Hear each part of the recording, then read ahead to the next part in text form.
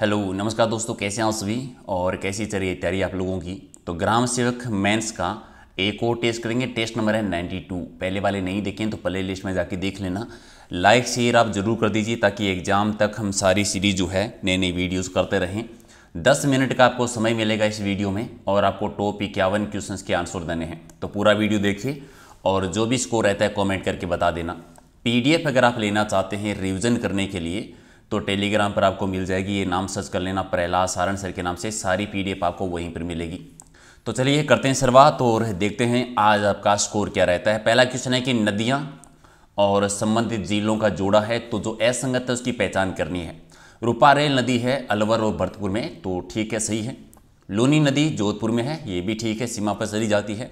कांतली नदी झालावाड़ में नहीं है, कांतली नदी है सीकर जिले में, खंडेला की पहाड़ियों से निकलती है।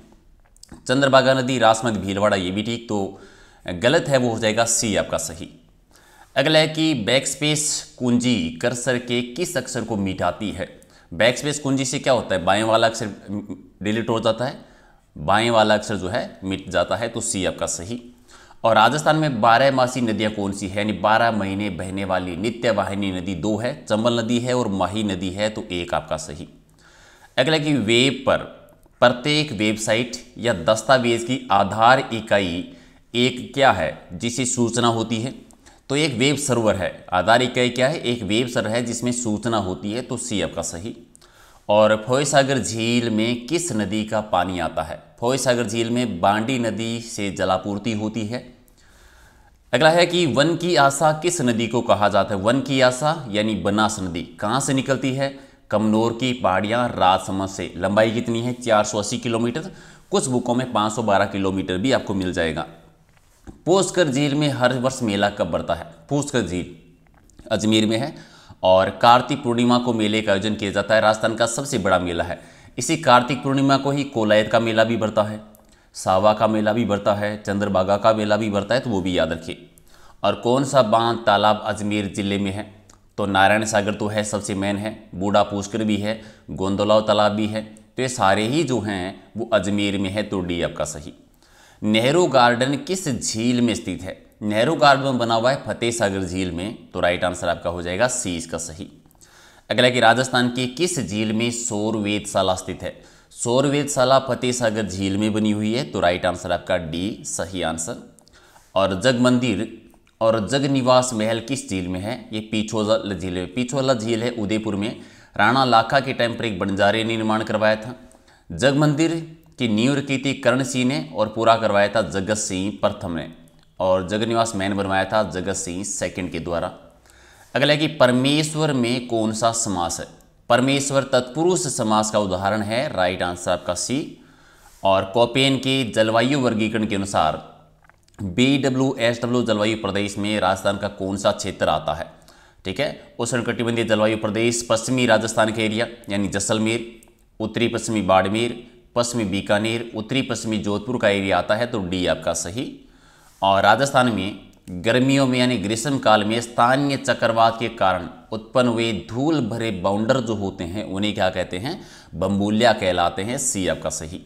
और मुहावरे का अर्थ बताना है कि छछूंदर के सिर में चमेली का तेल, क्या मतलब होता है भी, अयोग्य व्यक्ति को योग्यता से ज़्यादा मिल जाना, अयोग्य व्यक्ति को उच्च पद मिलना, यानी छछूंदर के सिर पर चमेली का तेल, भी हो जाएगा राइट आंसर।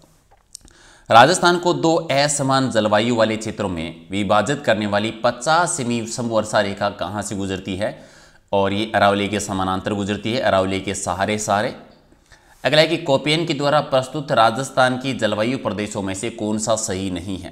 AW जलवायु प्रदेश राजस्थान के दक्षिणी भाग में ठीक है। CWG राजस्थान की उत्तरी भूभाग में नहीं है। ये राजस्थान का अपादर जलवायु प्रदेश आता है, पूर्वी राजस्थान कह सकते हो, अलवर है, जयपुर है, भरतपुर है, सवाई माधोपुर है, दौसा करौली वाला एरिया CWG में आता है। बाकी सही है BWSW शोषक मरुस्थलीय प्रदेश और BSSW यानी अर्ध शोषक मरुस्थलीय प्रदेश। अगला है कि ग्रीष्म ऋतु में राजस्थान में कम वायुदाब का क्षेत्रफल कहाँ पर बनता है, तो पश्चिमी राजस्थान बनता है, और कम वायुदाब की वजह से मानसून को क्या करता है, आकर्षित करता है। राजस्थान की जलवायु की मुख्य विशेषता क्या है। मुख्य विशेषता यह कि तापमान में अंतर ज़्यादा देखने को मिलता है, तापक्रम में अत्यधिक अंतर दिखाई देता है, तो डी आपका सही। और अगला है कि इनमें से कौन सा शब्द कर का अर्थ नहीं है।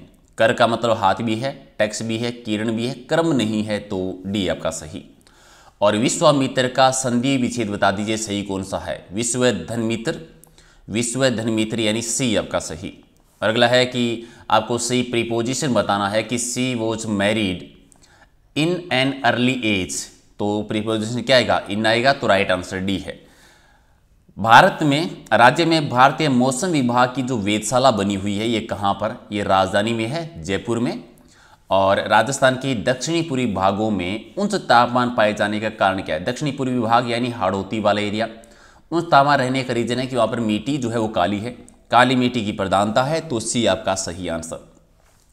सर्वाधिक उपजाऊ जाने वाली मिट्टी कौन सी है। सबसे उपजाऊ मिट्टी जो राजस्थान की है वो दोमट मिट्टी है, जलोढ़ मिट्टी, डी आपका सही। और प्रधानमंत्री नरेंद्र मोदी जी ने राजस्थान में कहाँ पर मृदा स्वास्थ्य कार्ड योजना की शुभारंभ की थी, तो ये सूरतगढ़ गंगानगर से, बी आपका सही।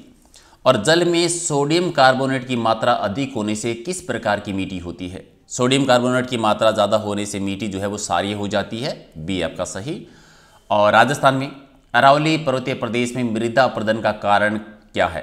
अरावली प्रदेश में जो मृदा अपरदन होता है वो अत्यधिक पशुचारण से भी है, अविवेकपूर्ण कृषि से भी है, वालरा कृषि भी जो स्थानांतरित कृषि का प्रकार है, तो सारे ही रीजन हैं।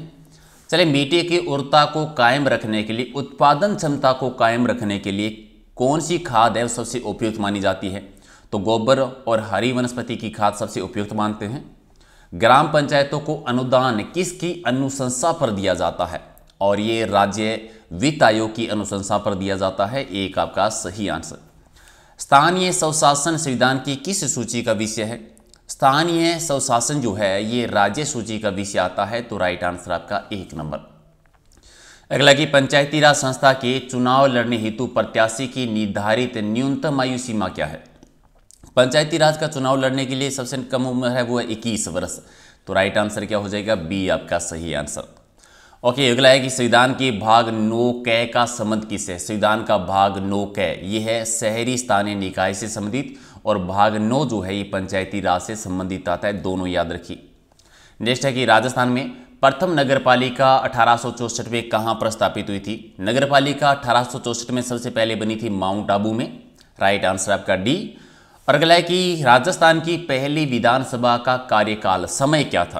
पहले आम चुनाव हुए थे 1952 में, तो 1952 से 1957 विधानसभा का समय था पहली का, एक आपका सही। और एक व्यक्ति को अधिकतम कितनी बार विधानसभा का अध्यक्ष बनाया जा सकता है, कोई सीमा तो निर्धारित है नहीं, कितनी बार भी बनाया जा सकता है, जितनी बार उसे सदस्य चुन लें उतनी बार बन सकता है, डी आपका सही।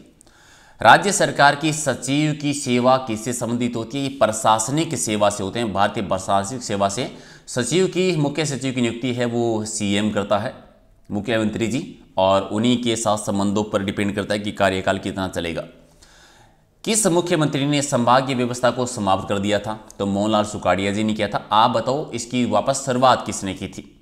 अगला है कि राज्य का कौन सा संभाग संपूर्ण राज्य का 1/3 से भी क्षेत्रफल विस्तृत है, यानी पूरे राज्य का 1/3 एरिया सबसे बड़ा संभाग जो कि जोधपुर संभाग है।